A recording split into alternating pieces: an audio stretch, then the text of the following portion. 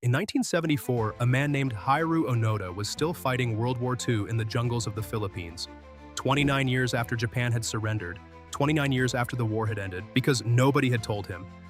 And he was far too disciplined, far too loyal, and far too convinced that the leaflets being dropped from planes telling him the war was over were nothing but enemy propaganda designed to trick him into surrendering.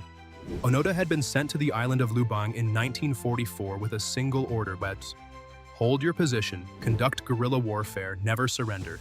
And he had followed that order with a devotion so absolute and so total that he kept fighting through the end of the war, through the death of all three of his fellow soldiers one by one over the decades, through the changing of governments, through the birth of the atomic age, through the moon landing, through everything, alone in the jungle, ambushing local farmers he believed were enemy soldiers, living on bananas and whatever he could forage, cleaning and oiling his rifle every single night because that was what a soldier did.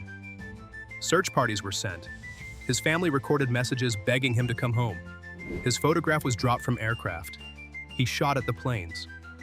Finally, his former commanding officer, now an elderly bookseller in Tokyo, flew to the Philippines, walked into the jungle, found Onoda, stood before him in full uniform, and formally relieved him of duty. Onoda wept, laid down his rifle, and walked out of the jungle 29 years after the war had ended, still a soldier to the very last second.